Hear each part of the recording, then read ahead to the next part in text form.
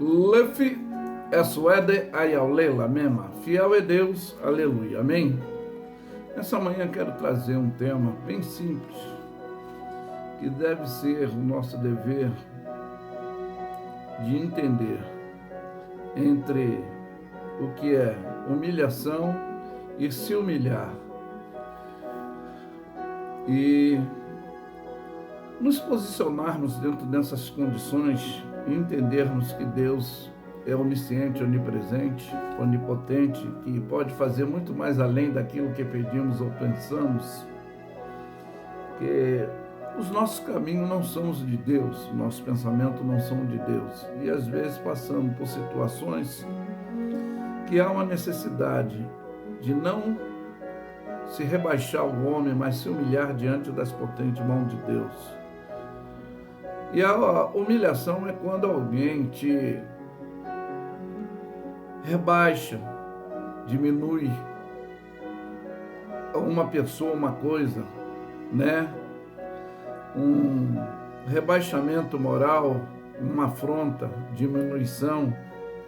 Então tem vários aspectos que podem surgir essas humilhação, essas situações que nos deixa talvez abatido, com o psicológico meio turbado. Mas e se humilhar? É o reconhecimento e a valorização, a exaltação ao poder exclusivo de Deus, que é o único que dá vida, respiração a todas as coisas. Então a misericórdia dele é infinita. E nós que temos essa relatividade com o Espírito de Deus para doutrinar o nosso, para nos ensinar a conviver, a adequar a certa situação, não se humilhar, se rebaixar, mas obedecer como é o nosso dever. Mas a humilhação traz um aprendizado também, que é a vida de aprendizado. Mas quanto ao homem, pode ter reconhecimento do agradecimento de alguma coisa, né, em alguma área especificamente desenvolvida por ele, que ajudou a outro, ou dentro do sentido cultural, ou político, científico, artístico, uma profissão específica gerenciada que trouxe benefício a muitos seres humanos. Eu não estou falando de ovacionamento, é de reconhecimento nesse sentido, de agradecimento também, né? Mas o homem, hoje em dia, são uma desvalorização pessoal, moral, política, e principalmente na área do casamento, na área religiosa, profissional, os poderes exclusivos e exercido, que são também falhos, mas querem ser superior, e assim humilham um ao outro, a vida de outro, e essa condição de profissão exercida, banalizada, hoje os seres humanos com seus poderes corruptíveis, né? Dentro da área financeira, política principalmente, industriais, científica, logísticas, e na área de comunicação principalmente, dizem que temos que ter liberdade de nos expressarmos. Temos muitas informações que são distorcidas, e essas manipulações também que nos fazem cobaias dessa sociedade corruptiva. Mas já que se tratando dentro dessa área, vamos usar como base o Salmo 115, e expressamente diz aqui: não a nós, Senhor, não a nós, mas ao teu nome dai glória, por amor da tua benignidade e da tua verdade. Porque dirão as nações: aonde está o seu Deus? Mas o nosso Deus está no céu, que fez tudo que lhe apraz. Aí vai dizer da vulnerabilidade, infelizmente, que precisa ser abertos os olhos, da fé real e verdadeira, que diz: os ídolos deles são prata, ouro, obra das mãos de homens, que têm boca, não falam, têm olhos, não veem, têm ouvidos, mas não ouvem, nariz, mas não cheiram, têm mão, mas não apalpam, têm pés, mas não andam, som não sai algum de suas gargantas. Tornam-se semelhantes a eles que assim o fazem, todos que neles confiam. Aí, fala especificamente para Israel: confia, ó Israel, no Senhor. Ele é teu auxílio, teu escudo. Aí fala para o primeiro sacerdote, primeiro sumo sacerdote, para a casa de Arão: confia no Senhor. Ele é o teu auxílio, o teu escudo. E fala para aqueles que respeitam, têm tremor e temor diante de Deus, não por medo, mas por carinho, respeito, reconhecimento. Vós que temeis ao Senhor, confiai no Senhor. Ele é o vosso auxílio, o vosso escudo. O Senhor que lembrou de nós, abençoou e abençoará a casa de Israel, abençoará a casa de Arão, abençoará os que temem o Senhor, tanto pequeno como grande. Isso está falando em condições financeiras e posicionamento, também de patente, e de eminência e evidência. Então, diz que ele abençoará os que temem o Senhor, tanto pequenos como grandes. Mas diante de Deus é tudo muito pequeno, né? Aí diz: o Senhor vos aumentará a cada vez mais a vós e vossos filhos. Sede bendito do Senhor, que fez os céus e a terra. Os céus são os céus do Senhor, mas a terra deu aos filhos dos homens. E os mortos não louvam ao Senhor, nem os que descem ao silêncio.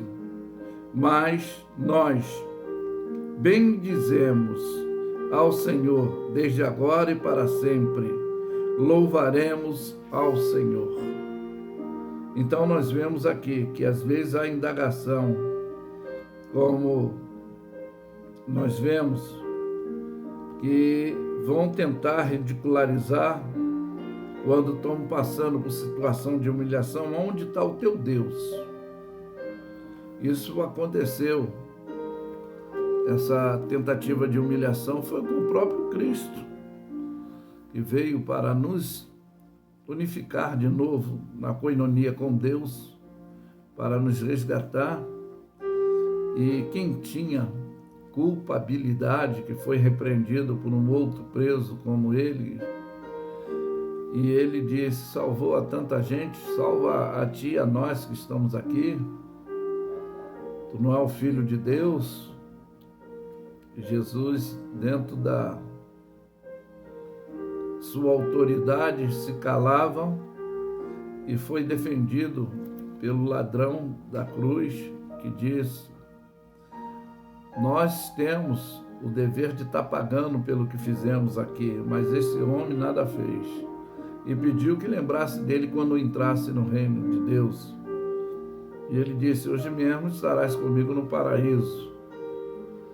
Então nós vemos que dentro, como observamos no Salmo 115, nós nos devemos nos humilhar diante das potentes mãos de Deus, que ao seu tempo ele nos exaltará, ele vos exaltará.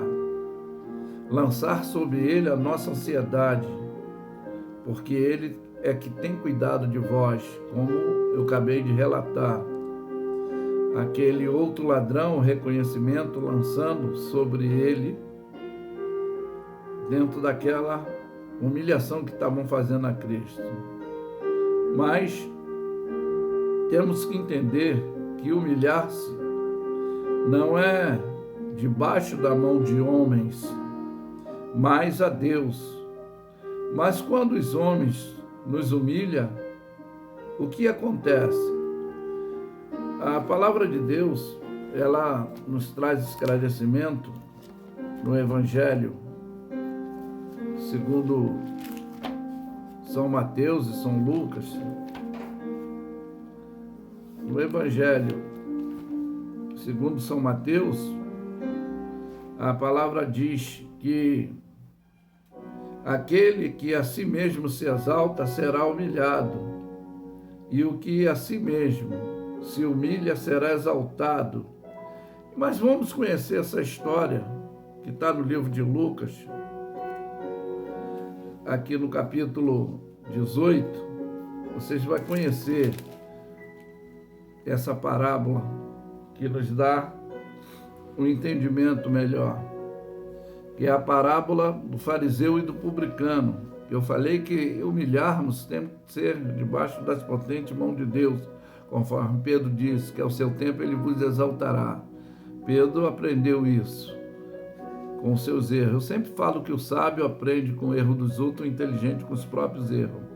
Então Pedro aprendeu isso e nos ensina isso. E aqui vai nos informar para termos o maior entendimento e relacionamento dentro de se humilhar e ser humilhado, o que é a diferença. E aqui no versículo 9 do capítulo 18 de Lucas, diz também essa parábola: uns que confiavam em si mesmo, olha bem, crendo que eram justos e desprezavam a outros.